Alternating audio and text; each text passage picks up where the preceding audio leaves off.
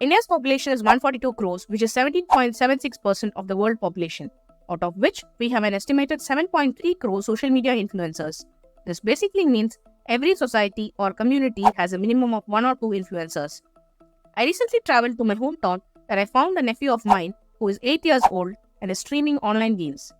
His plan is to start a new channel for unboxing the new games he gets his hands on. When and how did influencer and influencer marketing become so popular? Although influencer marketing has technically been around for a millennia, the term influencer didn't become popular until social media rose to prominence in early 2010. This concept was basically designed to attract and acquire customers aged between 20 and 30 who had started showing low interest in TV advertisements, which was the easiest way to target large mass of audience. By 2010, India's middle class was expanding very fast, and the age group I mentioned started involving in making their lives better. They were ready to take loans and buy things which made their life better. So, market had buyers, but it was confusing for the companies to find a way to reach the audience. By this time, the social media had started taking over, and that's how this new market boom took place. Initially, it was easy for companies because they had to spend some thousands on the influencers instead of millions on TV ads. But as days passed by, the value of these influencers also went up high. There's nothing wrong with this or the system, but the problem arises only when we follow blindly. My parents are 60 plus, and they easily trust a WhatsApp forward. For them, it's a message sent by a trusted one. And I say them that it's not trustworthy. But just think, how many of us trust these online gurus and buy products and services from them? At least our parents know the person who has sent the message. Have you ever tried to understand or know the person whom you're following? We know only what they tell. Have you verified it? Even I haven't. When it's a faceless channel, we doubt on the intentions. But when we see the face, we trust it.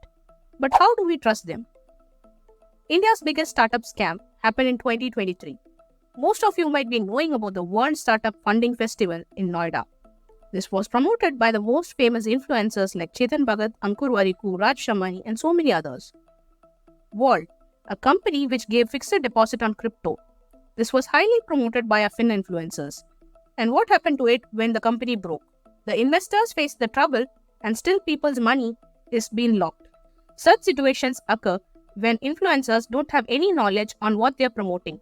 My point is, someday this will burst, like the housing and the dot-com bubble, since the companies also won't be able to match the payment of these influencers. And also, people would understand the reality. These are on one side, and on the other side, we have platforms like Fiverr where people are putting gigs to promote crypto coins and NFTs on their social media, tagging themselves to be influencers. Trust me, they are showing the number of audience and charging based on it. There was a time when I felt connected with certain creators and bloggers, and slowly even they started showing their luxury cars and building new houses. There's nothing wrong with it, but it basically instigates the human intentions that if we do something of this sort, one day we will earn and live their life. Even I started the channel with the inspiration of making money, and I won't hide it. There have been many times that I have pinged influencers asking for collaborations.